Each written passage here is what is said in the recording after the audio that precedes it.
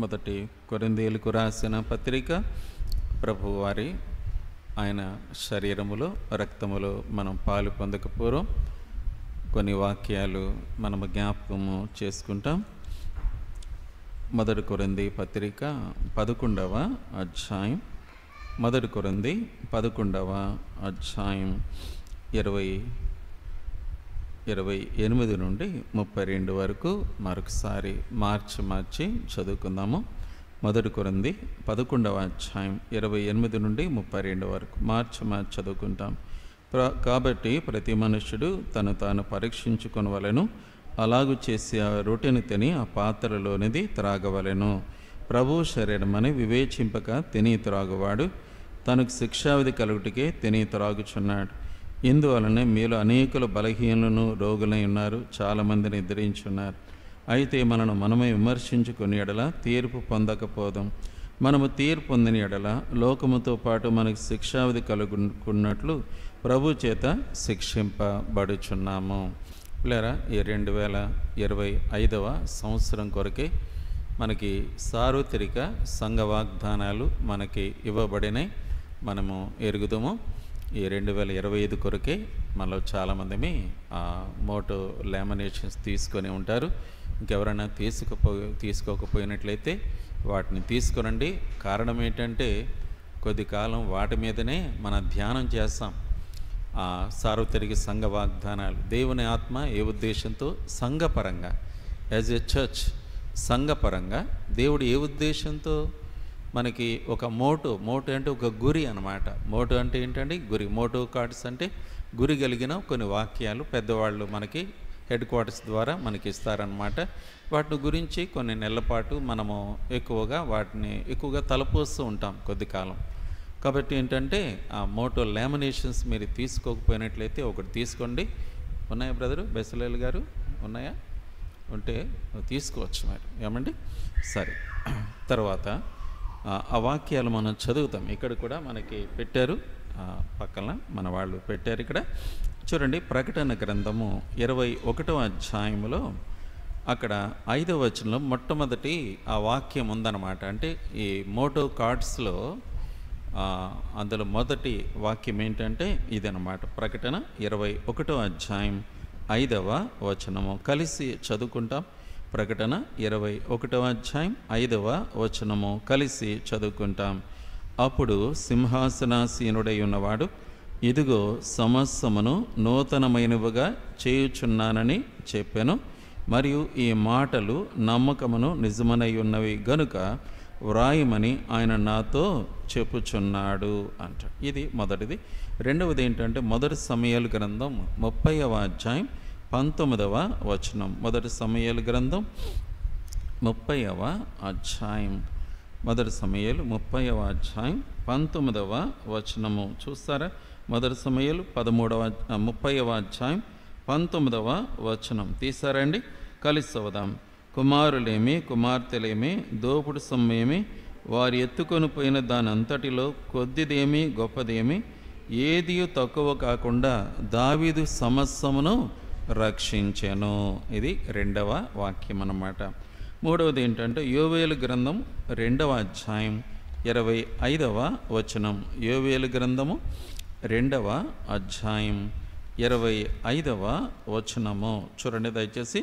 హోషేయ గ్రంథం ఇందాక చూసాం కదా, ఆ తర్వాత గ్రంథం 752వ పేజీ, 753 అనుకోండి. చూడండి 753వ పేజీ. అక్కడ యోవేలు గ్రంథం 2వ అధ్యాయం 25వ వచనము కలిసి తీసారా?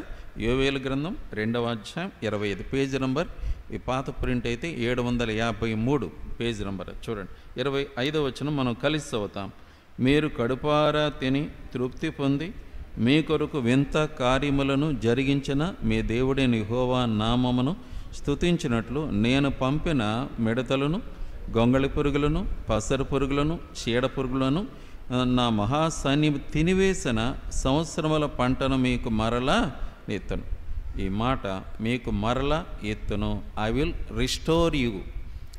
ఇంగ్లీష్లో మీరు యూ కెన్ సీ దట్, అది ఐ విల్ రిస్టోర్ అంటాడు. ఇంగ్లీష్లో మీరు చూసారండి, ఐ విల్ రిస్టోర్. తిరిగి సమకూరుస్తాను అనేదన్నమాట. తిరిగి ఐ విల్ రిస్టోర్ అంటే సమకూరుస్తాను అన్నమాట. తిరిగి దాని మీదే 3 కూడా అట్లానే ఉన్నాయి. దేవుని దాసులకు దేవుడు పెద్ద సేవకులకు ఆ తలంపు ఇచ్చిన మీదట ఈ వాక్యాలు వాళ్ళు మనకిచ్చారు. చిన్న ప్రార్థన చేసుకొని కొద్ది నిమిషాలు వీటి మీద కొన్ని తలంపులు మనం చూసుకొని మన బలలో ప్రవేశిస్తాం. కళ్ళు మూసుకోరండి, ప్రార్థన చేసుకుంటాం. కళ్ళు మూసుకో. ఆరోగ్యంగా ఉంటే మోకరించండి, లేకపోతే కళ్ళు మూసుకొని అట్లానే ఏకీభవించి. ఆరోగ్యంగా ఉంటే మాత్రం మీరు ఖచ్చితంగా దేవుని సముఖంలో మోకరించడం చాలా ఆరోగ్యం, మంచిది కూడా. ప్రేమగల మా తండ్రి, నీకు వందనాలు. నీ పాద సన్నిధిలో ఉంటిమి దేవా, నేను ఆరాధించడానికి ధన్యత ఇచ్చినావు. నీకు ఎంతో కృతజ్ఞతాస్తుతులైనా సమయంలో ప్రభా, నీ శరీరములోను నీ రక్తములోను నీ బలలు కూడా పాలు పొందినట్లు యోగ్యంగా మీరు మాకు సిద్ధపాటు దయచేయండి తండ్రి. ఈ 2025వ సంవత్సరం కొరకే సార్వత్రిక సంఘ వాగ్దానాలు మీరు మాకు ఇచ్చారు, మీకు స్తోత్రాలు. వాటిని గురించి కొద్ది నిమిషాలు మేము ధ్యానం చేయనింటుండగా దేవా, మీరు మాతో మాట్లాడము, మమ్మల్ని దర్శించము. కృతజ్ఞతాస్తుతులు చెల్లిస్తూ మహిమా ఘనత ప్రభావములు ఆరోపిస్తూ అయ్యా, నరమాతుడను నిష్ప్రయోజక దాసుడను అయ్యా, నన్ను మరుగు చేసి మీ అనాయింటింగ్ ఇచ్చి, మీ అభిషేకం ఇచ్చి, నీ పరిశుద్ధాత్మ ద్వారా అవసరమైన వాక్యాలు మీరు ఎత్తిపెట్టమని ప్రార్థిస్తున్నాం. దేవా, మానవులం కదా తండ్రి, మా వల్ల ఎవరికి ఉపయోగం లేదు. మేము ఏదైనా చెప్తే ఎవరికి ఉపయోగకరంగా ఉండలేవు నాయన. కాబట్టి మీ ఆత్మ ద్వారా మా ఆత్మలకు ప్రయోజనకరంగా ఉండినట్లు మీరే మాతో మాట్లాడి వందనాలు తెలియపరుస్తూ యేసు ప్రభు ఘనమైన నామములు అడిగి వేడుకొనుచున్నాము తండ్రి, ఆమేన్. ప్రియులారా, ఇక్కడ మనము ఈ యోవేలు గ్రంథంలోనే మనం చూసిన ఈ మాట 25వ వచనం, యోవేలు 2వ అధ్యాయం 25వ వచనంలో అక్కడ చివరిలో రాయబడిన మాట, నేను పంపిన మిడతలు, గొంగళి పురుగులు, పసర పురుగులు, చీడ పురుగులు అను నా మహాసైన్యము తినివేసిన సంవత్సరముల పంట మీకు మరలా ఎత్తును, మీకు మరలా ఎత్తును అంటే ఐ విల్ రిస్టోర్ అంట. తిరిగి నేను సమకూరుస్తాను. గత సంవత్సరాల్లో, గత కాలంలో ఏదైతే నువ్వు నష్టపోయినావో, ఏది పూర్తిగా నువ్వు భంగమైపోయినావో, ఎక్కడ ఫెయిల్ అయిపోయినావో, ఎక్కడ పూర్తిగా నష్టపోయినావో, పూర్తిగా సున్నా అయిపోయినావో, ఎక్కడ పూర్తిగా పోగొట్టుకున్నావు, ఏది పోగొట్టుకున్నావో మరలా దాన్ని సమకూరుస్తాను అనేది ఈ సంవత్సరం తాలూకు ఈ 3 వాక్యాలు తాలూకు సారాంశం అయితే అదేనమాట. దావీదు తిరిగి సమస్తమును సంపాదించుకొనేను అనేది ఒకటైతే ఆ 2వ వాక్యంలో ఉంటే, మొదటి వాక్యంలో కూడా ఇదిగో సమస్తమును నూతనమైనవిగా చేసి, నూతనమైనగా అంటే పాతవన్నీ గతించిన. చూడండి, ఒక చిన్న మాట యెషయా గ్రంథంలో మాట ఉంది కదా, యెషయా గ్రంథం 43లో ఉంటుంది. చూడండి ఒకసారి, అక్కడ మునుపటి వాటిని జ్ఞాపకం చేసుకోవద్దని కూడా అంటాడు అక్కడ. చూడండి, యెషయా గ్రంథం 43వ అధ్యాయం చూస్తే 18వ వచనం. దయచేసి కొద్ది నిమిషాలే, కొద్దిగా శ్రద్ధగా జాగ్రత్తగా చూడండి. దేవుడు మన జీవితాల్లో కూడా పిల్లలు మనము కూడా ఎన్నో నష్టపోయినాం, కాదని ఎవరు అనగలమండి? ఎన్నో నష్టపోయినాం, ఆత్మీయంగా నష్టపోయాం, భౌతికంగా కూడా నష్టపోయిన విషయాలు ఉన్నాయి. కొన్నిసార్లు డబ్బు పోగొట్టుకున్నాం, తప్పు దాంట్లో పెట్టి ధనాన్ని పోగొట్టాం. కొన్నిసార్లు కుటుంబాలు నష్టపోయినాం, కొన్ని తప్పుడు అలవాట్లను బట్టి ఆరోగ్యాన్ని పోగొట్టుకున్నాం. ఇలాంటి ఎన్నెన్నో నష్టాలు లేవని ఎవరని చెప్పలేం. అందరం కూడా ఏదో రీతిగా నష్టపోయినాం. కానీ దేవుడు ఎట్లా సమకూరుస్తాడు? దేవుడు అంటున్నాడు ఐ విల్ రిస్టోర్ అంటున్నాడు. తిరిగి నేను సమకూరుస్తానంటున్నాడు. తిరిగి నేను సమకూరుస్తానంటున్నాడు. అది మంచిదే కదా, అది మనకు కావలసింది కదా ఈ సంవత్సరం. కాబట్టి ఏంటంటే దాని గురించి మనం ధ్యానం చేస్తాం. చూడండి, ఇక్కడ యెషయా గ్రంథం 43వ అధ్యాయం 18వ వచనం ఏమంటాడండి ఇక్కడ? మునుపటి వాటిని జ్ఞాపకము చేసుకొనుకుడి, పూర్వకాలపు సంగతులను తలంచుకొనుకుడి. ఇదిగో నేను ఒక నూతన క్రియ చేయుచున్నాను, ఇప్పుడే అది మొలుచును, మీరు దానిని ఆలోచింపరా? నేను అరణ్యములో త్రోవ కలుగుజేయుచున్నాను, ఎడారిలో నదులు పారజేయుచున్నాను. అంటే దేవుడు చెప్పేది ఏంటంటే, ఇదిగో నేను అద్భుతములు మీ మధ్యలో చేస్తానంటున్నాడు దేవుడు. ఇవన్నీ అంటే ఎట్లా అంటే ఇక్కడ అంటున్నమాట, అరణ్యములో త్రోవ కలుగుజేయుచున్నాను. అరణ్యం అంటే చాలా భయంకరంగా ఉంటుంది. అరణ్యం అంటే ఒకవేళ మీలో ఎంతమందికి అనుభవం తెలియదు కానీ చాలా కాలం క్రితం ఒకసారి కాలేబ్ అనే ఒక దైవ సేవకుడు ఉండేవాడు. ఎక్కడంటే ఆదిలాబాద్ జిల్లాలో ఒక మారుమూల ఏరియా అది, అంటే అడవి ప్రాంతం అన్నమాట. ఆయన అక్కడ సేవ చేసేవాడు. ఎలా చేసేవాడు పాపం. ఒక దినాన్ని మమ్మల్ని కొద్దిమందిని వాయిద్యాలు వాయించేవారు, సువార్తకి రండి బ్రదర్ అంటే కొద్దిమంది వెళ్ళాం. వెళ్తే ఆయన ఆ కాలేబ్ అనే సేవకుడు యమా స్పీడ్కి వెళ్ళిపోతున్నాడు ఆయన ముందుకి. మేము తడుకుంటాం, ఎందుకంటే అన్ని డొంకలు అన్నీ భయంకరంగా ఉంది. ఆయన ఏదో సన్నటి దారి ఉంది అక్కడ. వెనక్కి తిరిగి సడన్గా అంటాడు, బ్రదర్ చూసుకోండి జాగ్రత్త అంటాడు. ఏం చూసుకోండి? వైర్లు ఉంటాయంటాడు. ఏంటి? జంతువులను చంపడానికి వైర్లు ఎడతాడు, కరెంటు వైర్లు ఉంటాయట. చూసుకోండి బ్రదర్ అంటాడు. ఆయన రయ్యని వెళ్ళిపోతా ఉన్నాడు. ఈ హార్మోనియం ఇప్పుడు తగిలించుకున్నాడు, డోలకు తగిలించుకున్నాడు మన బ్రదర్స్ యవనస్తులు వాళ్ళు మొక్కుకుంటా మూలుకుంటే యమా స్పీడ్కి ఎక్కడికి వెళ్తున్నాడు? అడవులంట. అంతే. అలా నడుస్తూనే పోయాను. చిన్న చిన్న పల్లెలు వచ్చాయి, చిన్న చిన్న పల్లెలు.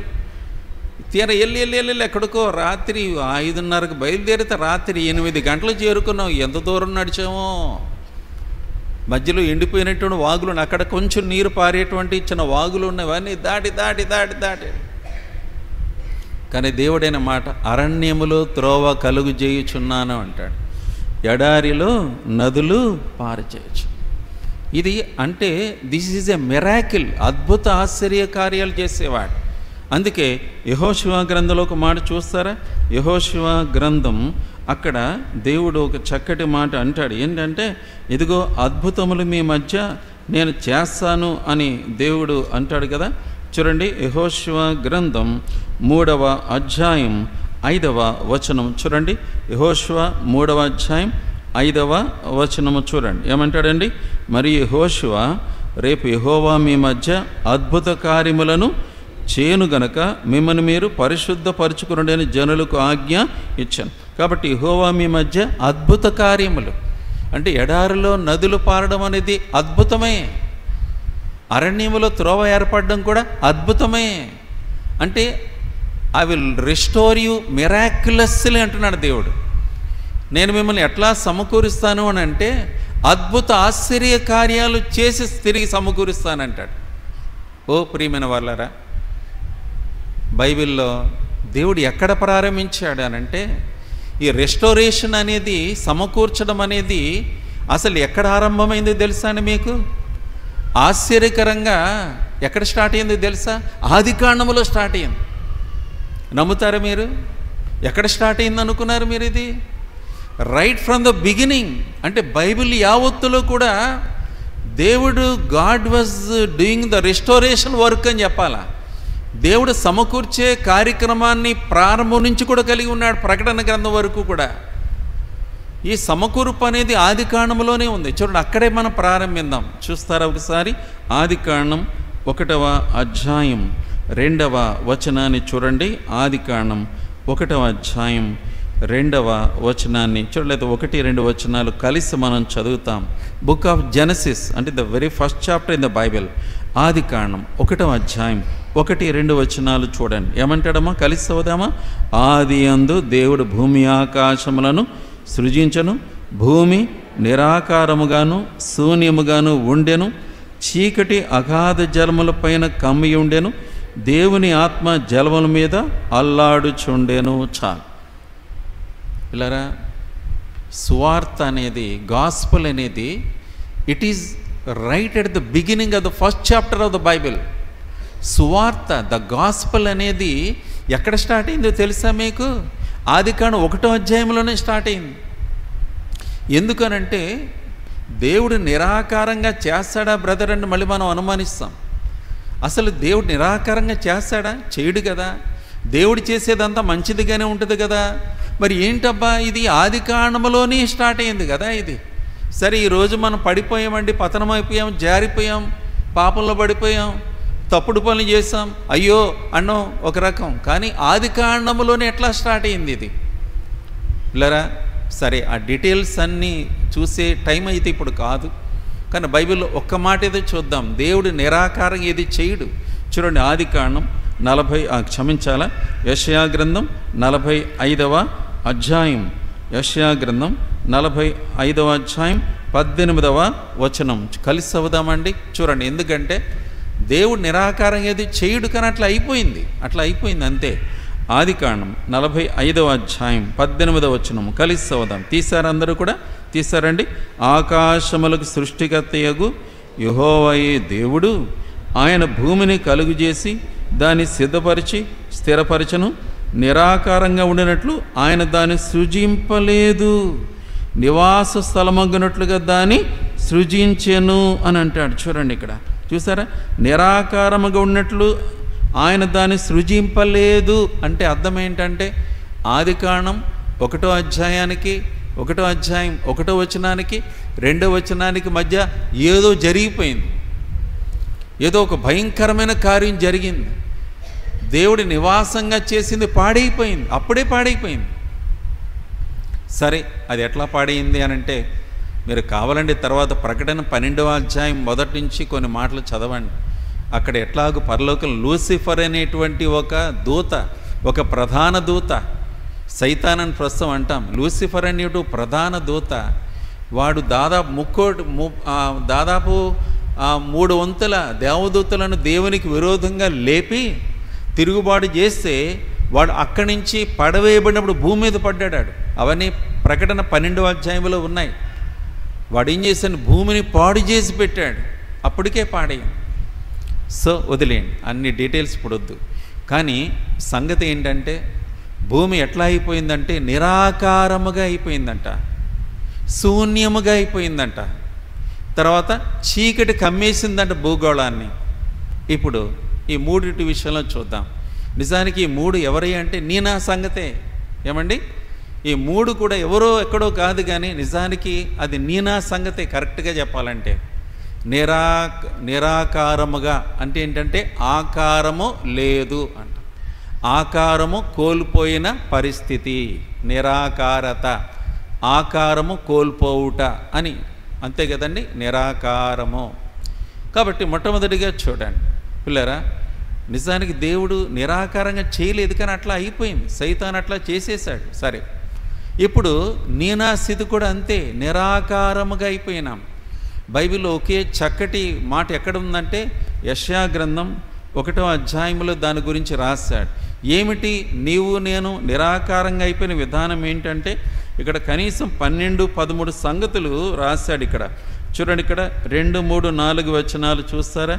యెషయా గ్రంథం 1వ అధ్యాయం 2, 3, 4 వచనాలు. యెహోవా మాట్లాడుచున్నాడు, ఆకాశమా ఆలకించు, భూమి చెవియొగ్గు, నేను పిల్లలను పెంచి గొప్పవారినిగా చేసి తిని వారు నా మీద తిరుగుబడి ఉన్నారు.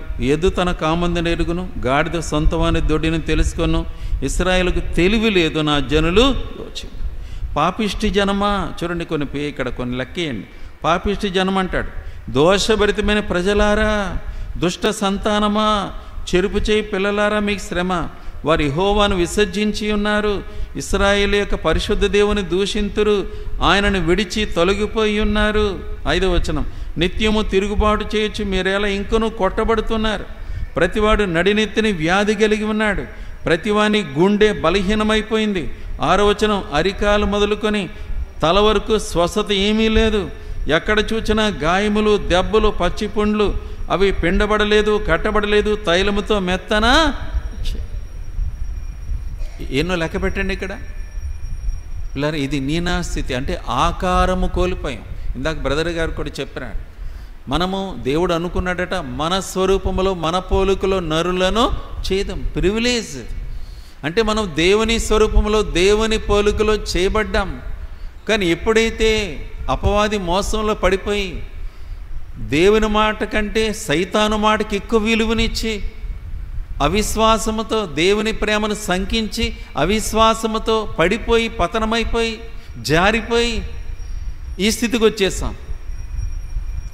లూకాసు వార్త 15వ అధ్యాయములో అక్కడ 3 సంగతులు రాస్తాడు. ఒకటి తప్పిపోయిన గొర్రె, రెండవది తప్పిపోయిన నాణెము, మూడవది తప్పిపోయిన కుమారుడు గురించి రాస్తాడు.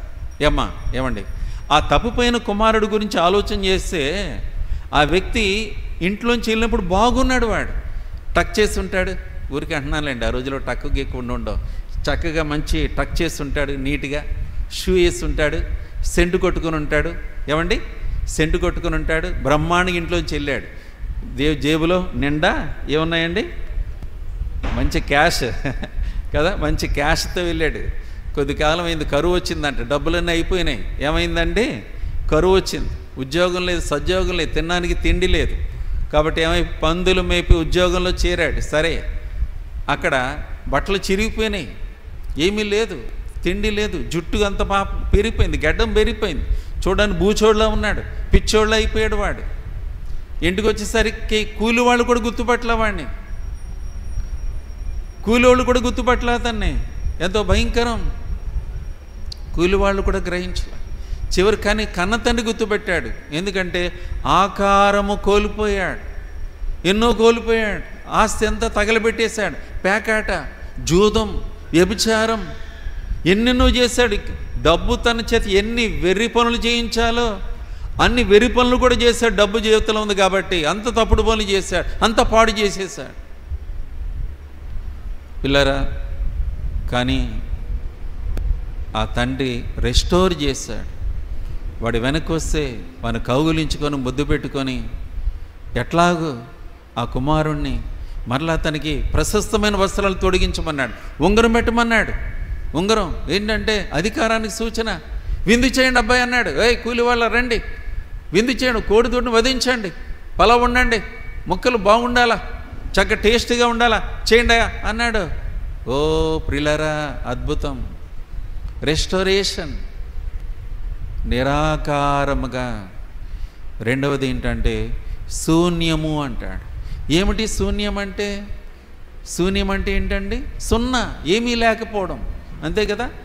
వ్యాక్యూమ్ అంటారు. వ్యాక్యూమ్ అంటే ఏమీ లేదు అక్కడ, శూన్యం, సున్నా.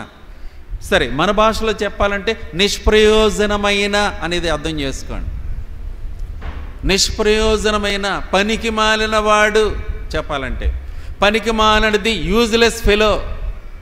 యూజ్లెస్ ఫెలో, పనికి మాలినవాడు, ఎందుకు కొరగానివాడు, పనికి మాలినవాడు, అది శూన్యము అంటే ఏమీ లేని స్థితి, సున్నా, జీరో. వాడి దగ్గర ఏమీ లేదు, ఆమె దగ్గర ఏమీ లేదు, సున్నా సున్నా సున్నా. నిష్ప్రయోజనం అంటే కరెక్ట్ అన్నమాట, ఒకే ఒక మాట, నిష్ప్రయోజనమైన వాడు.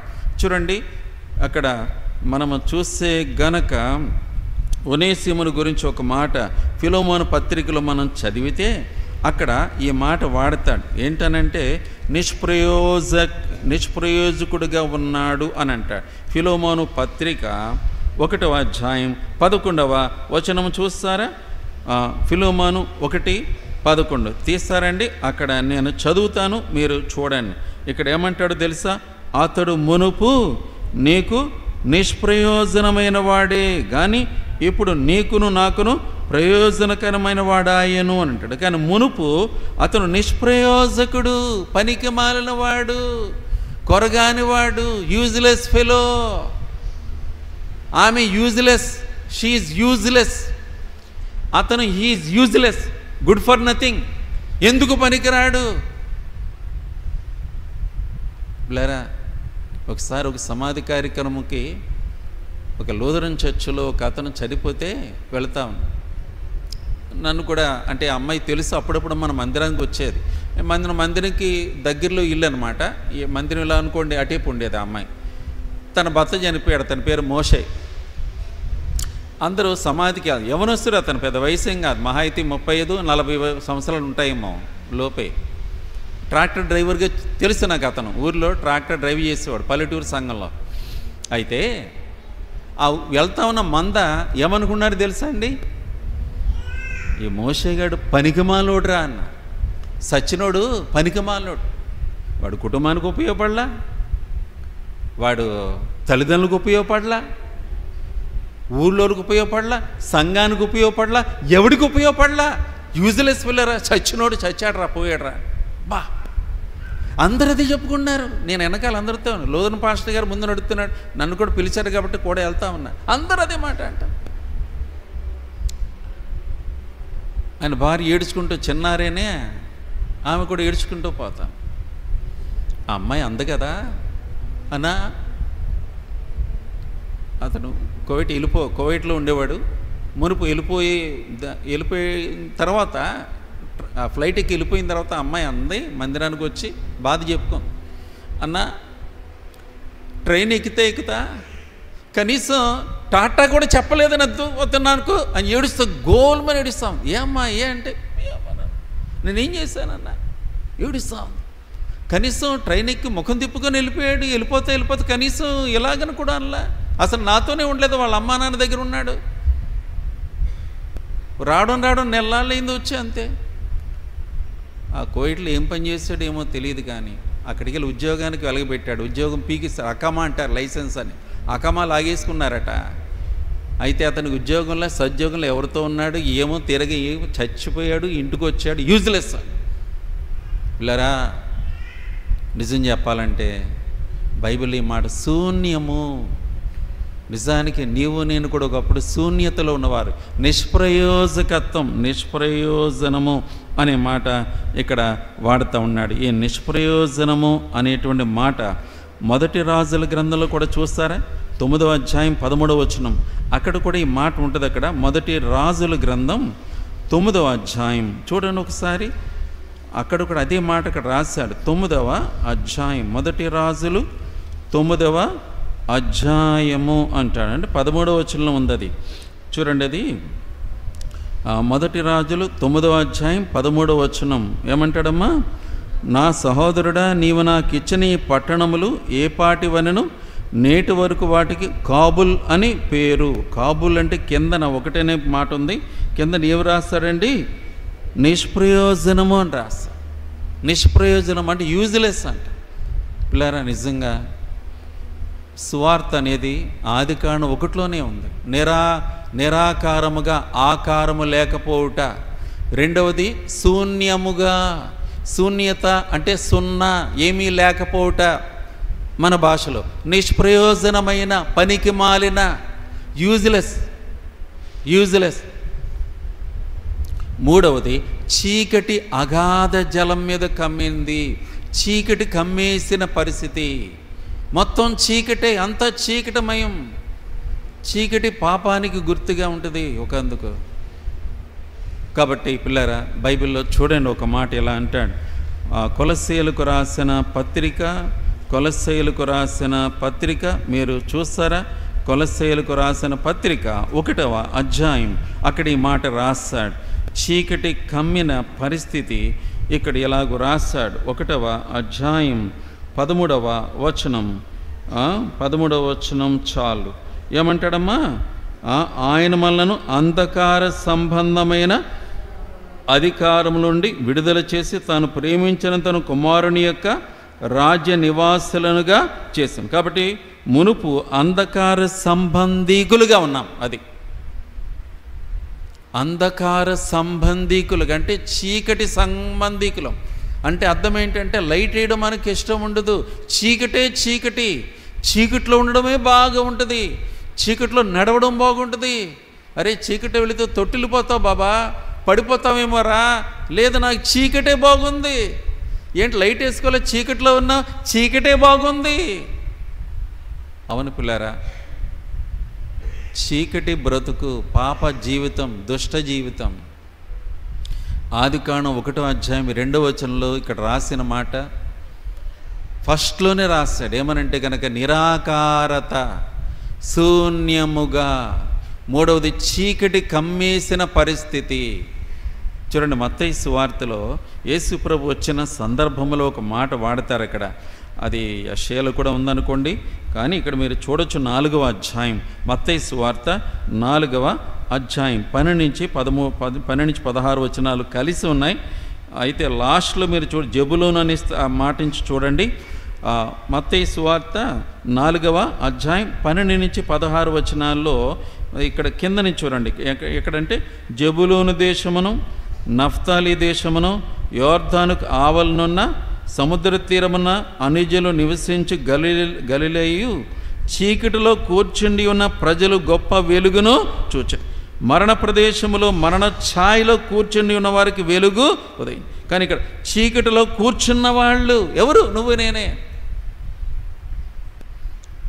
చీకటిలో కూర్చున్న వాళ్ళు, నిరాకారము, శూన్యముగా, చీకటి అలుముకున్న వేళ దేవుడు ఏం చేశాడు దాన్ని? మళ్ళా ఆదికాండం 1వ అధ్యాయానికి వెనక రండి. ఆదికాండం 1వ అధ్యాయం 31వ వచనం చూడండి ఇప్పుడు. అంటే అధ్యాయం ఆరంభములో నిరాకారము, శూన్యము, చీకటి కనబడతా ఉంది. చివరికి వచ్చేసరికి ఏం కనబడుతుంది తెలుసా అండి? ఆదికాండం 1వ అధ్యాయం 31వ వచనం. కలిసి అవుదాం, మీ మాట కలిసి అవుదాం. ఏమంటాడండి? దేవుడు తాను చేసినది యావత్తును చూచినప్పుడు అది చాలా మంచిదిగా ఉండేను అంటాడు. ఏమండి? అరే, నిరాకారంగా, శూన్యంగా, చీకటి కమ్మిన దానిని దేవుడు ఎట్లా మంచిదిగా మార్చాడు? How could he restore? దేవుడు ఎట్లా తిరిగి సమకూర్చాడు? ఎట్లా సమకూర్చాడు? 2 కారణాలు ఉన్నాయి ఇక్కడ. 2 కారణాలు కనబడతాయి. దేవుడు ఎట్లా తిరిగి సమకూర్చాడు? దేవుడు ఎట్లా సమకూర్చి ఇలాంటి నిరాకారంగా ఉన్న దానిని, శూన్యముగా ఉన్న దానిని, ఏమండి, చీకటి కమ్మేసిన దానిని దేవుడు చాలా మంచిదిగా ఉన్నది కదా అన్నాడు. ఇది ఎందుకంటే దేవుడు చూసినప్పుడు అది ఎంతో సుందరంగా మారిపోయింది, నివాసయోగ్యంగా మారిపోయింది, అత్యంత సుందరంగా, అద్భుతంగా మారిపోయింది. కొన్ని ప్రాంతాలు ఉంటాయి ఇండియాలో కూడా. నార్త్ ఇండియాలో ఈ కాలింపాంగ్ ఏరియాకి మీరు వెళ్ళారనుకోండి, చాలా అద్భుతంగా ఉంటుంది. అక్కడికి ఎప్పుడైనా ప్రభు చిత్తం అయితే మనం కూడా రౌండ్ వేసి వద్దాంలేండి, క్యాంప్ వేద్దాం ఒకసారి. ఈ సంవత్సరం వేసేద్దాం క్యాంప్. అయితే ఆ దారి అక్కడ కనీసం అంటే ఎన్జేపీ అంటారు, న్యూ జలపాయిగిరి అంటారు. అక్కడ వరకు ట్రైన్లో వెళ్ళాలా, ఈ ట్రైన్లో పోవాలా. కానీ అక్కడి నుంచి కొండ ఎక్కాలి. ఆ కొండపైకి ఎక్కాల్సి వచ్చినప్పుడు మధ్యలో ఆ నది వెళ్తూ ఉంటుంది. అక్కడ ఏ నది, ఏ పేరు మర్చిపోయానులే, ఏదో నది ఉంటుంది. నువ్వు కొండకి చివరికి వెళ్ళే వరకు నది కనబడుతూనే ఉంటుంది. ఎందుకంటే కొండ చుట్టూ తిరుగుకుంటూ వెళ్తావు, అంటే నది చుట్టూ వెళ్తూ ఉంటుంది పైకి. దాదాపు ఆ నది కనబడుతూనే ఉంటుంది. అది ఆ నీళ్లు ఎప్పుడైనా మనం ఏర్పాటు చేసుకున్న వ్యానే కాబట్టి ఆగుతాం, అపర అబ్బాయింటి ఆపుతాం. ఆ నది దగ్గరికి వెళ్ళి చూస్తే నీళ్లు చక్కగా ఉంటాయి. చూస్తే చక్కటి నీళ్లు, ఆ రాళ్ళు ఏరుకుంటారు. మనం రాళ్ళు ఏరుకు తెచ్చుకున్నాడు చాలామంది అక్కడ ఒడ్డున. పచ్చగా ఉంటుంది, భలే ఉంటుంది అన్నమాట. ఆ క్యాలింగ్ పైనుంచి చూసుకో, అక్కడ కాంచన్జంగా కొండలు కనబడతాయి, మంచు కొండలు కనబడుతూ ఉంటాయి. ఆ మందిరం కానీ చూస్తూ ఉంటే అబ్బాయి ఎంత బాగుందరా బాబా అనుకుంటా. అవును పిల్లారా, అదే అరణ్యం, ఎడారి, నిరాకారత, శూన్యత, చీకటి కమ్మేసిన స్థితి దేవుడు ఎట్లా చాలా మంచిదిగా ఎట్లా మార్చేశాడు? 2 కారణాలు. ఎట్లా సమకూర్చాడు? మన వాగ్దానం కింద మాట ఐ విల్ రిస్టోర్ అంటే, ఐ విల్ రిస్టోర్ కిందన మాట అయితే మరలా మీ ఇస్తానని, ఇంగ్లీష్లో బాగుంది, సమకూరుస్తాను అనేది. ఎట్లా సమకూర్చాడు దేవుడు? 2 కారణాలు. ఒకటి చూడండి, ఆదికాండం 1వ అధ్యాయం ఇక్కడ మనం చూస్తే 2వ వచనాన్ని మళ్ళా ఒకసారి చదివితే, భూమి నిరాకారముగాను శూన్యముగాను ఉండెను, చీకటి అగాధ జలం పైన కమ్మి ఉండెను, దేవుని ఆత్మ జలములపైన అల్లాడుచుండెను. 3వ వచనం చూడండి, దేవుడు వెలుగు కమ్మని పలకగా వెలుగు కలిగెను. ఒక్కసారి ఇక్కడ ఆగండి. దేవుడు ఎట్లా సమకూర్చాడంటే, ఒకటి దేవుని వాక్యము ద్వారా దేవుడు ఎట్లా సమకూర్చాడు?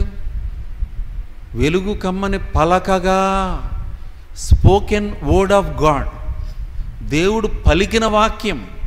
ఇదిగో beloved, this is the word of God. ఇదేనండి, this is the word of God. How could God restore something which is void, which is dark, చీకటి, శూన్యత, ఆకారం లేకపోయిన దానిని చాలా మంచిదిగా, నివాసయోగ్యంగా ఎట్లా చేశాడండి దేవుడు? ఎట్లా చేశాడంటే ఇక రాయబడిన మాట, దేవుడు వెలుగు కమ్మని పలకగా, the spoken word of God, అది మన చేతుల్లోనే ఉన్నది. ఇప్పుడు మీరు చూడొచ్చు ఎట్లా, ఏమని పలికాడు దేవుడు, ఎన్నిసార్లు పలికాడు. ఆదికాండం 1వ అధ్యాయంలోని ఎన్నిసార్లు పలికాడో తెలుసా మీకు? ఎన్నిసార్లు పలికాడమ్మా? చూడండి ఒకసారి, ఊరికే చూడండి. ఒకటి మీరు గమనించి చూస్తే గనక 1వ అధ్యాయం 3వ వచనం చూస్తారా? 1:3 మళ్ళీ చూడండి. ఆదికాండం 1వ అధ్యాయం 3వ వచనం ఏమంటాడమ్మా? అక్కడ ఏమంటాడు? దేవుడు వెలుగు కమ్మని పలకగా వెలుగు కలిగిన. 5వ వచనం చూడండి. ఇప్పుడు 5వ వచనం, మరియు దేవుడు జలముల మధ్య ఒక విశాలము కలిగి ఆ జలములను ఈ జలములను వేరుపరచను గాకాని పలికెను. 9వ వచనం చూడండి. ఇప్పుడు 9, దేవుడు ఆకాశము క్రిందనున్న జలములు ఒక చోటనే కూర్చబడి ఆరిన నేల కనబడును గాక అని పలకగా ఆ ప్రకారము ఆయన. 11వ వచనం చూడండి. ఇప్పుడు 11. దేవుడు గడ్డిని విత్తనములిచ్చు చెట్లను భూమి మీద తమ జాతి ప్రకారం తమలో విత్తనములు గల ఫలమిచ్చు ఫలవృక్షములను భూమిని మొలిపించును గాకని పలకగా ఆ ప్రకారమాయను. 14వ వచనం చూడండి.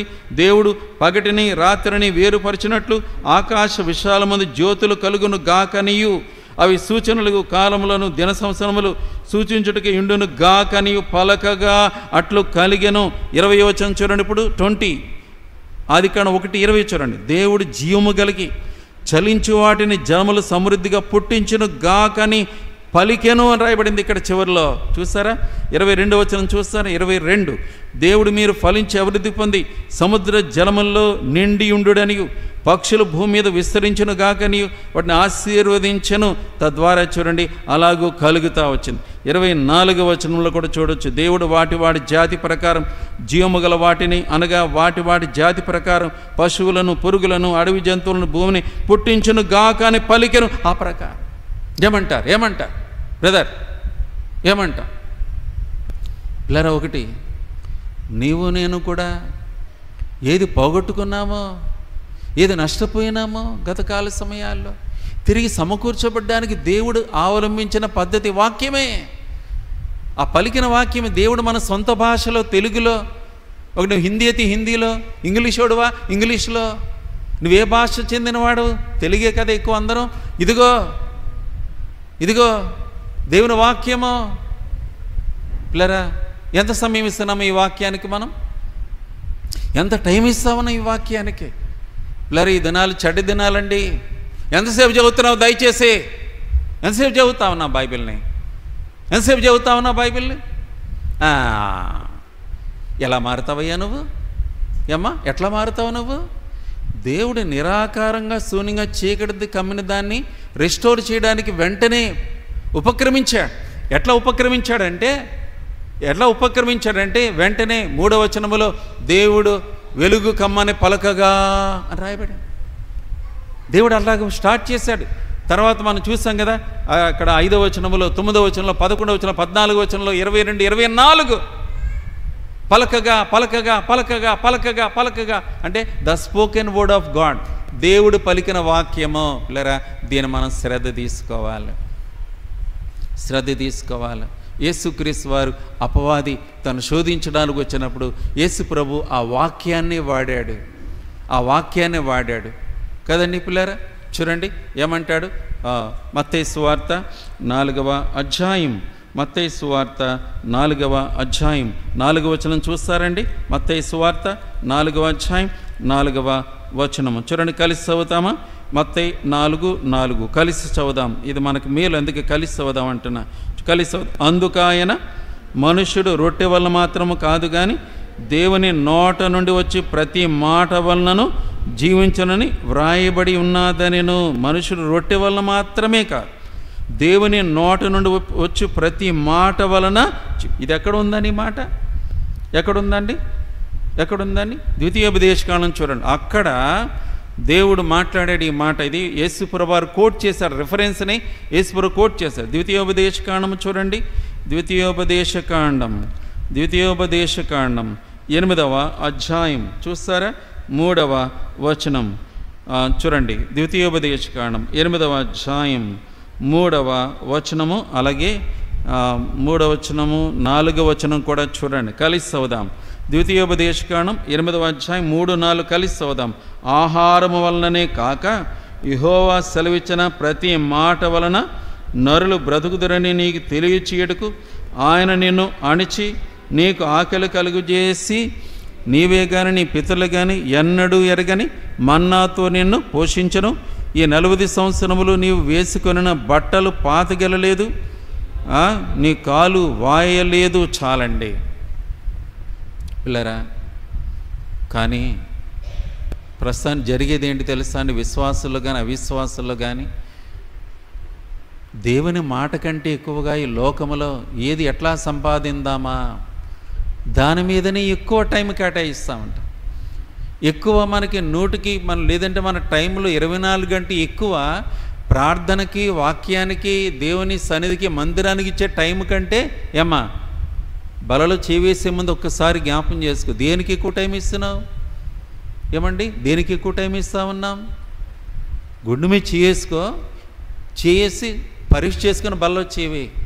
గత వారంలో, గత సంవత్సరంలో ఎంతసేపు బైబిల్ చదివి, ఎన్ని అధ్యాయాలు చదివా? మన ఎవరండి పాప, మన అమ్మాయి అనుకుంటాను కదా, అదస్సా చెప్పినట్టుంది పాపం. తను అంటా ఉంది, అంకుల్ నేను ఇన్నిసార్లు బైబిల్ చదివానంటే, అబ్బా మంచి విషయం అమ్మా అంటా వచ్చి పాప ఉన్నట్టుంది. ఏమ్మా ఉందా?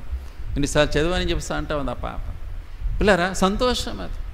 బైబిల్ చదవడం క్రమంగా, పద్ధతిగా, రోజుకి 2 అధ్యాయాలను చదువుకోవడం అవసరం. నువ్వు రూపాంతరం చెందాలంటే ఊరికే చదివానని కాదు, కానీ అది వంట పట్టేలా తిండి తింటాం, వంట పట్టకపోతే అది వేస్ట్. కానీ తిన్న తిండి వంట పడితే మంచి బలంగా ఉంటాడు, ఆరోగ్యంగా ఉంటారు. అది వంట పట్టాల. తిన్న ఆత్మీయ ఆహారం, వాక్యం అని వంట పట్టాలి కదా. అవును పిల్లరా. కానీ మనిషి ఎక్కువగా ఇదిగో భౌతిక ఆహారము కొరకే పాటలు తప్ప దానికి ఎక్కువ టైం కేటాయిస్తున్నావు. కానీ దేవుని నోట నుంచి వచ్చే మాట, దేవుడు ఏం మాట్లాడుతూ ఉన్నాడు, దేవుడు పలికేటువంటి వాక్యం ఏది నా కొరకు, దేవుని స్వరం ఏమిటి విషయంలో, నా విషయంలో, నా భార్య లేక భర్త విషయంలో, లేదా నా పిల్లల విషయంలో దేవుని స్వరం ఏమిటి, దేవుని చిత్తం ఏమిటి అనే విషయంలో కనిపెడుతున్నావా?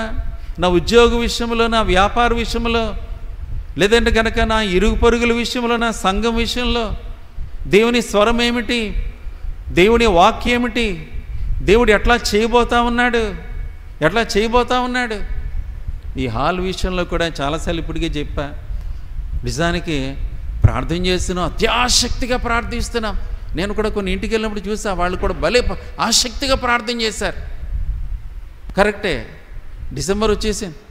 మనం ఏమనుకున్నాడు సాధారణంగా, నతానీయులు ఏమనుకున్నాం, డిసెంబరు కదా, డిసెంబర్ 2nd వీక్ అలా మనం షిఫ్టింగ్ అయిపోవాలి అచ్చా అంటే అలాగే అనుకిసుకున్నాం.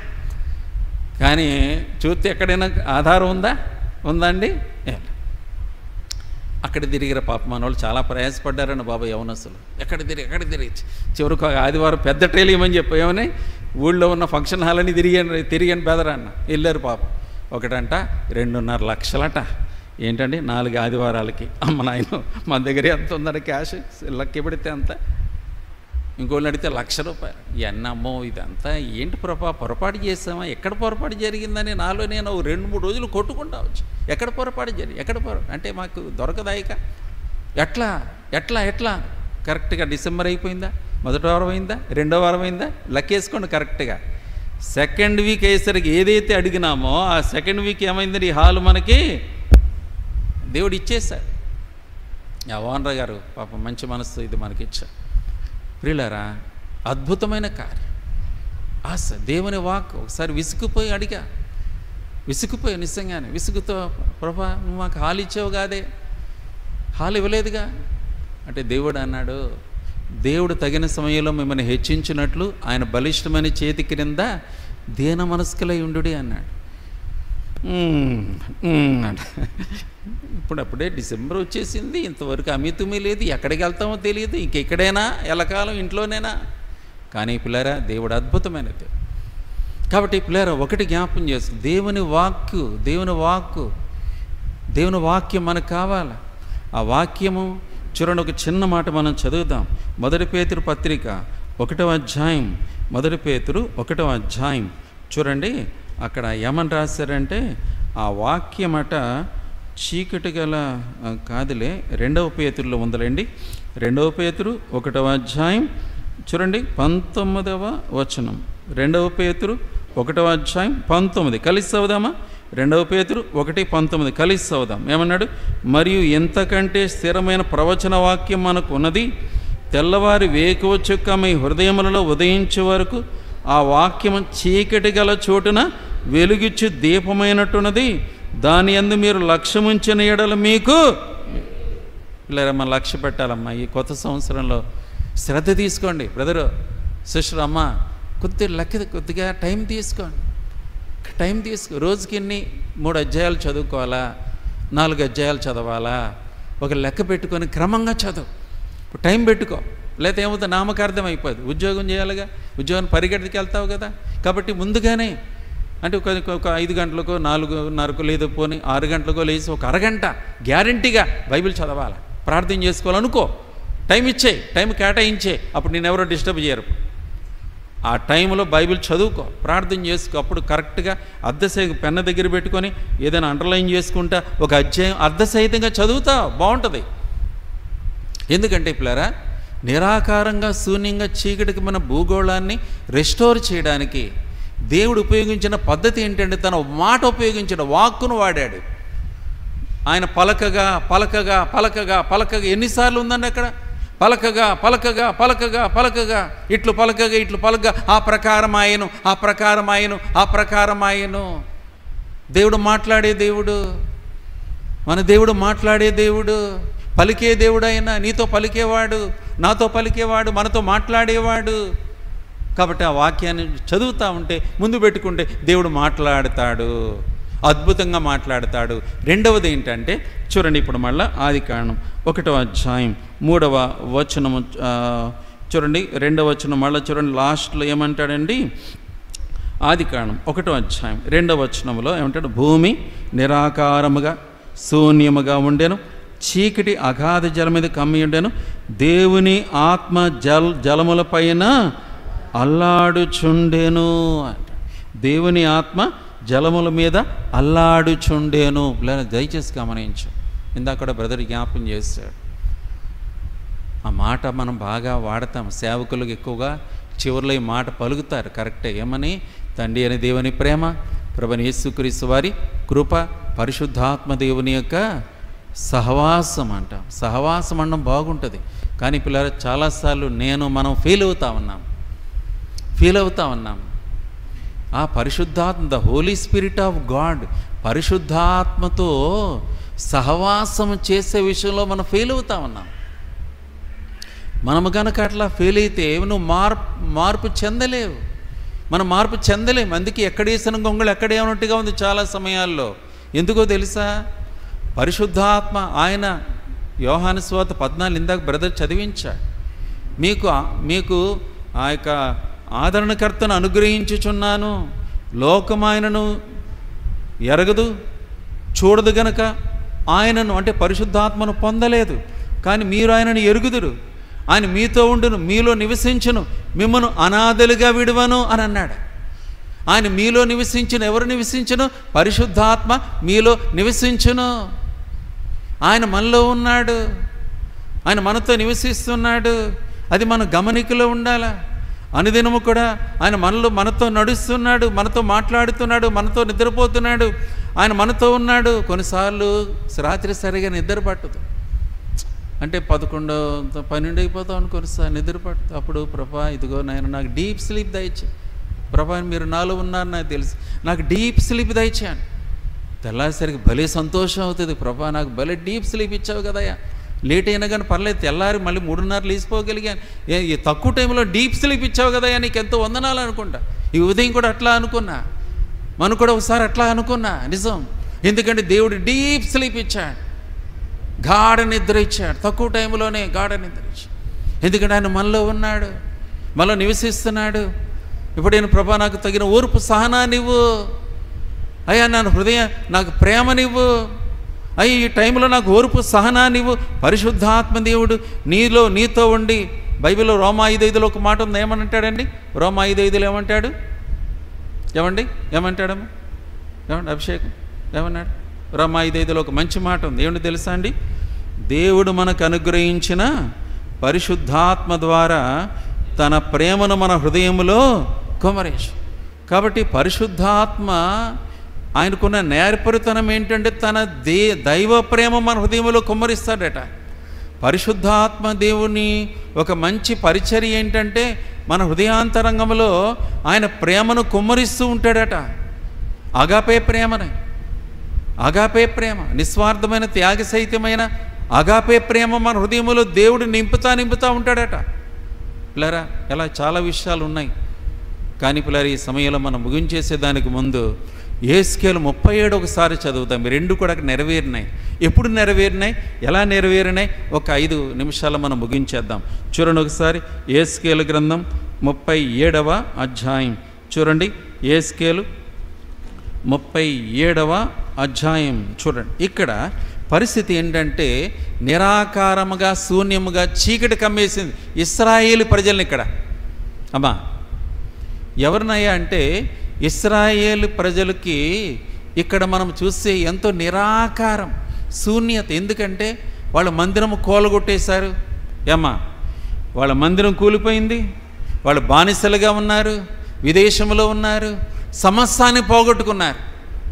వాళ్ళకి ఎటువంటి నిరీక్షణ లేదు, ఎటువంటి నిరీక్షణ లేదు. మళ్ళా మా దేశానికి వెళ్తామా, మళ్ళీ మా మందిరం బాగోద్దా, ఏమీ లేదు. అంత శూన్యమైపోయింది. వాళ్ళు అనుకున్నారు కదా, మేము ఎండిపోయిన ఎముకలైపోయినాం అనుకున్నారట.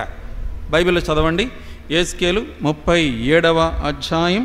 యేస్కేలు 37వ అధ్యాయం చూడండి. ఇక్కడ మనము చూసినట్లయితే 11వ వచనం కలిసి చదువుదాం. యేస్కేలు 37:11 చూడండి. ఏమంటాడమ్మా 11వ వచనం. అప్పుడు ఆయన నాతో ఇట్లనను, నరపుత్రుడా, ఈ ఎముకలు ఇశ్రాయేలునందరినీ సూచించుచున్నవి. వారు మన ఎముకలు ఎండిపోయెను, మన ఆశ విఫలమయ్యను, మనము నాశనమైపోతామని అనుకొనుచున్నారు అంటాడు. నిజమై వాళ్ళు ఎండిపోయిన ఎముకల్లో ఉన్నారు, ఆశ విఫలమైపోయింది, నాశనమైపోయిన స్థితిలో ఉన్నారు. అంటే నిరీక్షణ ఏమీ లేదు, సున్నా, నిరాకారంగా ఉన్నారు, శూన్యంగా ఉన్నారు, చీకటి కమ్మేసింది వాళ్ళని, నిరీక్షణ లేదు. అలాంటప్పుడు దేవుడు ఒక సేవకుడిని పంపాడు, యేస్కేలు ఆయన పేరు. ఆ సేవకుడిని ఎక్కడికి పంపాడంటే ఒక పెద్ద లోయ ఉంది అక్కడ, పెద్ద లోయ. ఆ లోయలో అన్ని ఎముకలే, పుర్రెలు ఉన్నాయి, తలకాయ పుర్రెలు, ఎముకలు, ఈ గుండె ఎముకలు, ఈ కాలు ఎముకలు అన్నీ ఎక్కడ పట్టక్కడ పారేసి ఉన్నాయి. ఏదో యుద్ధం జరిగి ఆ యుద్ధంలో చచ్చిపోయిన వాళ్ళందరూ ఎండిపోయి చివరికి ఆ ఎముకల లోయ అన్నమాట, ఎండిపోయిన ఎముకలు. అక్కడ అంతా ఎండిపోయిన ఎముకలే.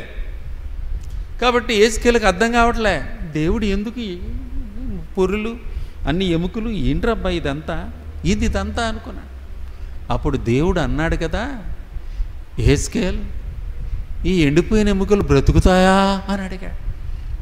ఎండిపోయిన ఎముకలు బ్రతుకుతాయా అని అడిగాడు. ఆయన గోకొని ఉంటాడు, అయ్యా ఈ పొర్రెలు ఎండిపోయినాయి.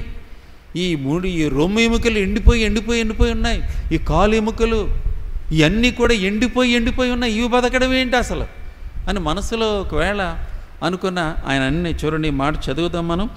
చూడండి ఇక్కడ ఇక్కడ 1-2 వచనాలు చూడండి త్వరగా. యెహోవా హస్తము నా మీదికి వచ్చెను. 1వ వచనం 37:1 యేస్కేలు. నేను ఆత్మవశునై ఉండగా యెహోవా నన్ను తోడుకొని పోయి ఎముకలతో నిండి ఉన్న ఒక లోయలో నన్ను దింపెను. ఆయన వాటి మధ్య నన్ను ఇటు అటు నడిపించుచుండగా ఎముకలు అనేకములు ఆ లోయలో కనబడెను. అవి కేవలము ఎండిపోయినవి. ఆయన నరపుత్రుడా, నీ ఎముకలు బ్రతకగలవా అని నన్ను అడగగా, ప్రభా యెహోవాది నీకే తెలియను, నాకు తెలియదు. బతుకుతాయా అంటే ఏం బతుకుతాయి? ఎండిపోయిన ఎముకలు మళ్ళీ ఎలా బతుకుతాయి? ప్రియులారా జాగ్రత్తగా గమనించు. ఇది నాన్న ఆ నిరాకారత, శూన్యత, లేకపోతే ఆ యొక్క చీకటి కమ్మేసిన స్థితిగతులు. ఒకవేళ ఇక్కడ కూర్చున్నావే, నిన్ను కూడా ఏదైనా కమ్మేసిన స్థితి, ఒక నిరుత్సాహం, నిరాశ, ఒక ఉద్యోగ విషయంలో, ఒక వ్యాపార విషయంలో, ఒక వివాహ విషయంలో కావచ్చు, ఇంకేదైనా కావచ్చు, ఆర్థిక విషయాలు కావచ్చు, అనారోగ్యము కావచ్చు, ఏదైనా కానీ ఒకటి ఇట్లాగే ఉన్నావేమో, నా ఎముకలు ఎండిపోయినాయి, ఆశలన్నీ పోయినాయి, నాశనానికి దగ్గరలో ఉన్నానేమో, నా స్థితి ఏది కనబట్లా, నాకు ఎటువంటి నిరీక్షణ లేదు, నాకేమి కనబట్లే. అవునా దేవుడు అంటున్నాడు, ఆ ఎండిపోయినటువంటి ఎముకలతోటి, ఆ ఎండిపోయిన ఎముకలు బ్రతకగలవా యేస్కేలు అని అడుగుతా ఉన్నాడు. అయ్యా నాకు అర్థం కావట్లా, అది నీకే తెలియాలన్నాడు దేవుణ్ణి. అప్పుడు దేవుడు అన్నాడు, ఒక వాక్యం పలుకు అన్నాడు. ఒక వాక్యాన్ని పలకయ్యా అన్నాడు. చూడండి ఇక్కడ మనం చూస్తే గనక 4వ వచనం చూస్తారండి. యెహెజ్కేలు 37:4. అందుకు ఆయన ప్రవచనం ఎత్తి, ఎండిపోయిన ఎముకలతో ఇట్లనము, ఎండిపోయిన ఎముకలారా యెహోవా మాట ఆలకించుడి. ఈ ఎముకలు ప్రభువైన యెహోవా సెలవిచ్చినదేమనగా, మీరు బ్రతుకున్నట్లు నేను మీలోనికి జీవాత్మను రప్పించుచున్నాను. చర్మము కప్పి మీకు నరములనిచ్చి మీ మీద మాంసం పొదిగి చర్మం మీ మీద కప్పెదను. మీలో జీవాత్మ నుంచిగా మీరు బ్రతుకుదురు. అప్పుడు నేను యెహోవానై ఉన్నానని మీరు తెలుసుకొందురు. ఇక్కడ ఒక్క మాట మొట్టమొదటిగా వాక్యము. దేవుడు అన్నాడు యెహెజ్కేలు ఒక వాక్యాన్ని పలుకు, ఒక మాట పలుకు, ఒక వాక్యాన్ని ఎత్తి గట్టిగా పలుకు, ప్రవచనం చెప్పు, ఒక వాక్యాన్ని ప్రవచించు, ప్రార్థనలో ఒక వాగ్దానం ఎత్తిపెట్టి ప్రార్థన చేయి. ఏమ్మా, ఒక వాగ్దానం ఎత్తిపెట్టి ప్రార్థన చేయి, ఒక వాక్యాన్ని ధైర్యంగా చెప్పు. బ్రదర్, దేవుడు నాతో మాట్లాడాడు, పలానా వాక్యం ద్వారా మాట్లాడాడు, అది నెరవేరుస్తాడు. పలానా వాగ్దానం నాకు వచ్చింది, దేవుడు నెరవేరుస్తాను, నేను నమ్ముతున్నాను, ఐ బిలీవ్ ఇట్. యెహెజ్కేలుతో దేవుడు అన్నాడు మాట పలుకు అన్నాడు. అమ్మా ప్రభా, ఎట్లా పలకమంటావు? ఈ బాగా ఎండిపోయినాయి, కొద్ది గొప్ప మాంసం ఉంటే, సగం చచ్చినట్టుగా ఉంటే బాగుండు. ఈ బొత్తికి ఎండిపోయిన ఎముకలతో, ఈ ఎముకలారా మీకు మరలా ఈ శరీరం వస్తుంది, మీకు రక్తము, మాంసము, నరాలు, చర్మము ఇవన్నీ కప్పుతాను, మీరు బ్రతుకుతారని ఎట్లా అనమాట? అమ్మ బాబో, ఎట్లాగా అనుకోలే ఆయన. ధైర్యంగా అన్నాడు. ఆ ఎండిపోయిన ఎముకల దగ్గరికి వెళ్ళాడు. ఎండిపోయిన ఎముకలారా, ఎండిపోయిన ఎముకలారా, ఇదిగో మీకు మరల నరములు కలుగును గాక, మీకు శరీరము కలుగును గాక, రక్తమాంసాలు కలుగును గాక అని చెప్పేసి పలికాడు. పలికి గట్టిగా కళ్ళు మూసుకొని ఉంటే ఏం జరుగుతుంది ఏమని, ఏమండి గట్టి కళ్ళు, బాబో ఇప్పుడు ఏమో అవుతుందో లేదో అని. ఏం జరిగిందండి అక్కడ చూడండి. ఇప్పుడు యెహెజ్కేలు గ్రంథం 37వ అధ్యాయం 7వ వచనం ఏమంటాడండి ఇక్కడ? ఆయన నాకు ఇచ్చిన ఆజ్ఞ ప్రకారం నేను ప్రవచించుచుండగా గడగడమను ధ్వని ఒకటి పుట్టెను. అప్పుడు ఎముకలు ఒకదానితో ఒకటి కలుసుకొనెను. 8వ వచనం, నేను చూచుచుండగా నరములు, మాంసము వాటి మీదకి వచ్చెను, వాటిపైన చర్మము కప్పెను, అయితే వాటిలో జీవాత్మ ఎంత మాత్రమును లేక. ఇలా దయచేసి గమనించాను. దేవుని వాక్యం ప్రాముఖ్యమైంది. ఇందాక మనం చెప్పుకున్నాం, దేవుడు ఆది కాండములోనే పలకగా పలకగా పలకగా పలకగా పలకగా, నువ్వు కూడా పలకాల, వాగ్దానం పలుకు, దేవుడు వాక్యాన్ని పలుకు. పిల్లరా, మనం గమనించాలి, ఆ వాక్యాన్ని పలకాల పలకాల పలకాల. నీ ప్రార్థనలో కూడా అమ్మా దేవుని వాగ్దానాలు ఎత్తిపెట్టు. బ్రదర్, సహోదరి, నేను ప్రార్థిస్తూ నా ప్రార్థన మీరు వింటే కనుక నిజంగా మీరు మోర్చిపోతారు. ఎందుకో తెలుసా?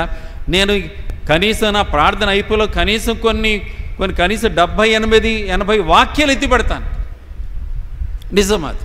70-80 వాక్యాలు ఎత్తిపెడతా ఉంటా. దేవా, పలానా మాట అన్నావు కదా, పలానా మాట అన్నావు కదా, పలానా వాక్యం అలా రాసావు కదా, ఇలా చెప్పావు కదా, అలా వాక్యం చెప్పావు కదా, ఈ వాగ్దానం ఉంది కదా, అలా మాట ఉంది కదా.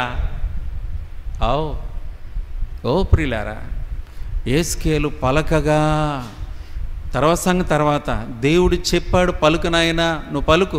ఆ ఎండిపోయిన ఎముకల దగ్గరికి వెళ్ళి పలుకు అంటే గడగడమనే ధ్వని వచ్చింది.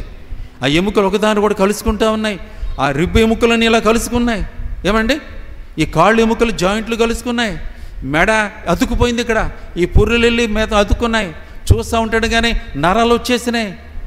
చూస్తూ ఉంటాడు కానీ మాంసం వచ్చేసింది ఆ ఎండిపోయిన ఆ ఎముకల మీదకి. తర్వాత ఈ చర్మం వచ్చేసింది. శవాల్లో పడిపోయి ఉన్నాయి. ఒకటా రెండా? ఆ లోయంతా కూడా శవాలే, లోయంతా కూడా ఆకారాలే, ఎన్నో ఆకారాలు గల శరీరాలు ఏర్పడ్డాయి. కానీ జీవం లేదు. ఆకారం ఉంది, జీవం లేదు. పిల్లరా, ఇప్పుడే మనం గమనించాలా? ఇప్పుడు పరిశుద్ధాత్మ దేవుని పని ఉంది ఇక్కడ. మునుపు వాక్యం ఉంది, వాగ్దానం ఉంది. వాక్యము పలకగా, యెహెజ్కేలు వాక్యము పలకగా ఆ ఎండిపోయిన ఎముకలన్నీ కూడా ఒకటొకటి టపటపట వచ్చి కలిసిపోయినాయి, శరీరాలుగా ఏర్పడినాయి. అదిగో శవాల్లో పడి ఉన్నారు అక్కడ వాళ్ళందరూ కూడా. ఇప్పుడు మళ్ళా దేవుడు అన్నాడు, చూడు యెహెజ్కేలు, జీవాత్మ వచ్చి వాటి మీద ఆ శవాల్లో ఊపిరి ఊదేలాగా మాట్లాడి అన్నాడు. చూడండి ఇక్కడ ఈ మాట యెహెజ్కేలు 37. మళ్ళీ ఇంక ఈ మాట చదువుదాం. 9వ వచనం చూస్తారా? అప్పుడు ఆయన, నరపుత్రుడా, చూస్తున్నారా, జీవాత్మ వచ్చినట్టు ప్రవచించి ఇట్లనుము, ప్రభువా యెహోవా సెలవిచ్చినదేమనగా, జీవాత్మ నలుదిక్కుల నుండి వచ్చి హతులైన వీరు బ్రతుకున్నట్లు వారి మీద ఊపిరి విడువుము. 10వ వచనం, ఆయన నాకు ఆజ్ఞాపించినట్లు నేను ప్రవచింపగా జీవాత్మ వారిలోనికి వచ్చెను, వారు సజీవులై లేచి లెక్కింపు సఖ్యము కానీ మహాసైన్యముగా నిలిచిరి అంటాడు. లేదా దయచేసి ఈ మాట గమనించు. శవాల్లో ఉన్నారు, ఈ దినాలు ఆకారాలు ఉన్నాయి, మందిరాలు ఉన్నాయి, సేవకులు ఉన్నారు, విశ్వాసులు ఉన్నారు, కానీ జీవము లేదు, జీవము లేదు. చచ్చిన శవాల్లో ఉన్నా. నేను కూడా మన ఏబిఎల్ దాంట్లో నేను అవన్నీ కూడా లిస్ట్ రాసిన తర్వాత కొద్ది దినాల క్రితం ఈ మాట రాశాను, ప్రభా మా సంఘస్థులందరూ జీవము కలిగి సజీవమైన రాళ్ళవలి ఉందురుగాక. వాళ్ళు జీవము కలిగి సజీవమైన రాళ్ళవలి ఉందురుగాక అంట రాశాను. చచ్చిన వాళ్ళు ఉండొద్దయ్యా, యాక్టివ్ మెంబర్స్గా ఉండాలి. వాళ్ళు చచ్చిన స్థితిలో ఉండకూడదు. మందిరం రావడం, చచ్చిన వాళ్ళకి అజైపు ఉండడం, టైం పాస్ చేయడం, పోవడం, నా నా నా నా అందుకోసం కాదు. అందుకే పరిశుద్ధాత్మ వారిలో ఊపిరి ఊదాల, జీవంతో నింపాల, జీవంతో నింపాల. ఆ జీవం వారిని కదిలేలా చేస్తుంది. అరే నేను ఇలా ఉండకూడదు, నేను సువార్త చేయాలా, కొత్తగా ఎవరైనా తీసుకురావాలా, నేను సమర్పణ చేయాలా, దేవుని ఇంటూ యాక్టివ్గా ఉండాలి నేను, అంతే కదా. చచ్చిన వాళ్ళ ఉండకూడదు నేను. అట్లా ఇలా ఇది జ్ఞాపకం చేస్తాం. అందుకే ఇక్కడ మనం చూస్తే మన జీవితాల్లో కూడా ఏదైనా నిరాకారత ఉందా, శూన్యత ఉందా, నిరీక్షణ కోల్పోయినావా, ఆరోగ్య విషయంలో చింత కలిగి ఉన్నావా, ఏది నేను ఎక్కువగా బాధ పెడతా ఉంది, ఏది నేను ఎక్కువగా ఇలా ఇక్కడ కూర్చున్నాం అందరం కూడా. ఏదైనా విషయం మనకు అందరికీ ఉంటాయండి, ఉండలేదనే లేదనే మాత్రం అనొద్దు, దయచేసి అనొద్దు ఆ మాట. మళ్ళీ అందరికీ ఏదో ఒకటి ఉన్నాయి. అయ్యా నేను అడుగుతూ ఇంకా దేవుడు ఇవ్వలేదే, లేకపోతే కనుక నాకు ఆరోగ్యం విషయంలో, లేకపోతే కనుక నాకున్న ఈ పలానా విషయంలో, ఉద్యోగ విషయంలో ఇబ్బంది ఉంది, నా వ్యాపార విషయంలో ఇబ్బంది ఉంది, ట్రబుల్స్ ఫేస్ చేస్తున్నాను, ఇవన్నీ ఉన్నాయి అనుకుంటున్నావా? అయ్యా నిరీక్షణ ఉండడం లేదు, కోల్పోతా ఉన్నాను అంటున్నావా? ఇక్కడ కూడా యేస్కేలు గ్రంథంలో ఎండిపోయిన ఎముకల్లా కనబడొచ్చు అవన్నీ కూడా. దేవుడు అంటున్నాడు, ఇది బ్రతకగలదా, ఈ వ్యాపారం బ్రతకగలదా, ఈ ఆరోగ్యము తిరిగి స్వస్థత పొందగలదా, ఈ వ్యాపారంలో బాగుంది, ఇతని మీకు పెళ్ళి అవుతుందా? దేవుడు అడిగే ప్రశ్న. యేస్కేల్ ఈమెకు పెళ్ళి అవుతుందా, ఇతనికి మరి జాబ్ వస్తుందా, ఇతని వ్యాపారం మళ్ళా బాగా వర్ధిల్లుతుందా, ఇది అతను బాగుపడతాడా? యేస్కేల్ అయ్యా అనేది నీకే తెలియదు, నాకేం తెలుసు నాయన. దేవుడు అన్నాడు, ఇప్పుడు వాక్యాన్ని చెప్పు అన్నాడు, వాగ్దానం పలుకు అన్నాడు. అక్కడ పలుకగానే గాఢగాఢ ధ్వని వచ్చింది, ఒక ఆకారం వచ్చేసింది. దేవుడు అన్నాడు, ఈసారి యేస్కేల్ నువ్వు పరిశుద్ధాత్మ ద్వారా ఊపిరి ఊదాలి, ఊపిరి వాటి మీదకి వచ్చేలా చేయి అన్నాడు. అప్పుడు జీవాత్మ నలుదిక్కుల నుంచి వచ్చి నీ ఊపిరి వీటి మీద, ఈ శవాల మీద ఊపిరి వదులుము అనగానే ఏమైనా ఆ శవాలన్నీ కూడా జుమ్మ లేచి సైన్యములాగా లైన్లో నుంచున్నారు. సైన్యములాగా చక్కగా దృఢంగా ధైర్యంగా నిలబడ్డారు. దేవుడు కోరేది నీ నుంచి నా నుంచి అదే. ప్రియ సహోదరి సహోదరుడా, ఇది నా నిరాకార, ఐ విల్ రిస్టోర్, తిరిగి నేను తిరిగి సమకూరుస్తాను. ఎండిపోయిన ఎముకలో ఉన్నా కానీ, ఒకవేళ నిరాకారంగా ఆకారాన్ని కోల్పోయినా కానీ, శూన్యత సున్నా అయిపోయినా కానీ, ఏమీ లేదు బ్రదర్, ఏమీ కనపట్లేదు, నా పెళ్ళేలా లేదు, నా ఉద్యోగం వచ్చేలా లేదు, నా వ్యాపారం వర్ధిల్లేలా కనపట్లే, నా రోగం పోయేలా కనపట్లే, నా కుటుంబం బాగుపడలేదు, మా వాడు మారుమనసు పొందేలా కనపట్లే, వాడు రక్షణ పొందేలా కనపట్లే, ఏంటో మాకేం అర్థం కావట్లే అంటావా? దేవుడు అంటాడు, నా వాక్యాన్ని పలుకు అంటాడు. దేవుడు అంటాడు, జీవాత్మ ఊపిరి ఊదు, బ్రతుకుతుంది అది, ఆ వ్యాపారం వర్ధిల్లుతుంది, వాడు బాగుపడతాడు, క్యాన్సర్ కాదు ఏ వ్యాధిని బాగుపడుతుంది, ఏ స్థితికి నుంచి వాడు పైకి లేవనెత్తబడతాడు. చివరికి ఈ మాట మనం కలిసి చదివి ముగించుకుందాం. చూడండి, యేస్కేలు 37లో చివరిగా దేవుడు ఏమంటాడో తెలుసా అండి? 37వ అధ్యాయం మనం చూస్తే 11వ వచనం నుండి 2-3 వచనాలు కలిసి చదువుదాం. చూడండి, యెహెజ్కేలు 37వ అధ్యాయం 11వ వచనం నుండి కలిసి చదువుదాం. ఇప్పుడు దేవుడు ఎప్పుడైతే మహాసైన్యముగా నిలబడ్డారో దేవుడు ఏమంటాడు? 11, 12, 13 చూడండి, కలిసి చదువుదామా? అప్పుడు ఆయన నాతో ఇట్లనెను, నరపుత్రుడా, ఈ ఎముకలు ఇశ్రాయేలునందరినీ సూచించుచున్నవి. వారు మన ఎముకలు ఎండిపోయాను, మన ఆశ విఫలమాయను, మనము నాశనమైపోతామని అనుకొనుచున్నారు. కాబట్టి ప్రవచనమిత్తి వారితో ఇట్లనము, ప్రభు యెహోవా సెలవిచ్చినదేమనగా, నా ప్రజలారా, మీరు సమాధులను నేను తెరిచెదను, సమాధులను మీరు మిమ్మల్ని బయటికి రప్పించదను, ఇశ్రాయేలు దేశంలోనికి తోడుకొని వచ్చేదను. నా ప్రజలారా, నేను సమాధులను తెరిచి సమాధులను మిమ్మల్ని బయటికి రప్పించగా నేను యెహోవానై ఉన్నానని మీరు తెలుసుకొందరు. నేను బ్రతుకున్నట్లు మీరు బ్రతుకున్నట్లు నా ఆత్మను మీలో ఉంచి మీ దేశంలో మిమ్మల్ని నివసింపజేసేదను. యెహోవాకు నేను మాట ఇచ్చి దానిని నెరవేర్తానని మీరు తెలుసుకొందరు. ఇది యెహోవా. మనం ముగిస్తాం. ఏ నిరీక్షణతో నీ స్థితి ఈరోజు ఏ స్థితి అయినా, నిన్ను కలవరపరిచేది ఏదైనా కానీ, నీకు ఆందోళన కలిగించేది ఏదైనా కానీ, ఏదైనా ఏ నింద అనుభవిస్తున్నా కానీ దేవుడు అంటున్నాడు, ఇదే మాట చెప్తున్నాడు. ఇశ్రాయేలు అంటున్నారు, అయ్యా మేము నాశనమైపోయాం, మా మందిరం కూలిపోయింది, మా దేశం అంతా కూడా తగలబెట్టేశారు, పాడైపోయింది, మా వ్యవసాయ భూములు పాడైపోయినాయి, మేము బానిసలుగా వెళ్ళిపోయిన ఇతర దేశానికి. అయ్యో మాకేమీలా నిరీక్షణ లేదు, బయటపడతామనే నమ్మకం లేదు, ఎంతో దౌర్భాగ్యంగా మిగిలిపోయాం అనగా, అయ్యా నా వ్యాపారం బాగోలేదు, నా ఉద్యోగం బాగోలేదు, అసలు ఉద్యోగమే లేదు, నాకు వివాహం కావడం లేదు, నాకు పిల్లలు పుట్టడం లేదు, లేదంటే అయ్యా నాకు నాకు ఇల్లు కావాలనుకుంటే నాకు ఇంతవరకు ఇల్లు వాకిల్ లేదు, అయ్యా నా పరిస్థితులన్నీ దిగజారిపోయినాయి, ఎక్కడా కూడా నిరీక్షణ కనబట్టంలే, అంత శూన్యతే, అంత నిరాకారమే అంటున్నావా? దేవుడు అంటున్నాడు, ఓ బిడ్డ, నువ్వే స్థితిగతిలో ఉన్నా కూడా తిరిగి అది చిగురిస్తుంది. ఇదిగో నా వాక్కు, ఇదిగో నా పరిశుద్ధాత్మ జీవాత్మ నీ మీద ఊదబోతున్నా. కళ్ళు మూసుకుంటాం. దేవుడు తన వాక్యాన్ని మన కొరకు దీవించునుగాక. ఆమేన్. కళ్ళు మూసుకుంటాం. ప్రభు వల్ల పాలు పొందే సమయంలో ప్రియులారా, రెండు విషయాలు. ఒకటి, దేవుని వాక్యానికి ఎంత ప్రామునెన్స్ ఇస్తా ఉన్నావు? దేవుడు నీతో పలుకుతూ ఉన్నాడా? దేవుని వాక్యం ఎంతసేపు చదువుతున్నావు? అది పరీక్ష చేసుకో. గత సంవత్సరం కానీ ఈ కొత్త సంవత్సరం ఫెయిల్ అయిపోయినావేమో, అట్టరగా ఫెయిల్ అయినావు, బైబిల్ చదివే విషయంలో అట్టరగా ఫెయిల్ అవుతా ఉన్నావు, సరిగ్గా చదవడంలే, కనీసం దేవుడు మాట్లాడేలా చదవడంలే. బైబిల్ చదివే ముందు ఒక చిన్న ప్రార్థన చేయి, ప్రభా నాతో మాట్లాడి నీ వాక్యం ద్వారా నడుగు. బైబిల్ చదువు, 1 అధ్యాయం 2 అధ్యాయం. 2, పరిశుద్ధాత్మతో సహవాసం చేయి, దేవుని అడుగు. అయ్యా ఆత్మదేవా, the Holi spirit of God, you are in me, I in you, O Lord you are with me. అయ్యా నాతో ఉన్నా, నాతో నడుస్తూ ఉన్నా. అయ్యా నాకు నిద్ర పట్టలే, నాకు మంచి డీప్ స్లీప్ ఇవ్వనైనా, ఇదిగో నాకు ఇలాంటి బాగోలే, నాకు ఆరోగ్యాన్ని ఒక మాట, ఇదిగో నాకు ఆరోగ్యం కలుగునుగాక, నన్ను శోధించే శోధన గద్దిస్తున్నా నీ నామల్లో అని చెప్పు. నీకు తెలియకనేది పోదాల. ఏదైనా కానీ నీ అనారోగ్యమైనా కూడా, ఇదిగో ఆత్మదేవా నాలో ఉన్నావు, ఇదిగో నాకున్న ఈ బలహీనత నీ నామలు గద్దిస్తున్నా, తొలగించే ఆరోగ్యాన్ని, క్షేమాన్ని అడుగు. పిల్లరా, దేవుడు నాకు కూడా టిక్కురూపనిచ్చాడు. నేను అనుకుంటా ఉన్నా, అయ్యా వయసు కొద్ది పైబడతా ఉన్నా కూడా దేవుడు అధికమైన కృపణిస్తాం, అంతే, ఇంకేంగా రొంప వస్తుంది. 2 రోజులు మహా అయితే పోదు.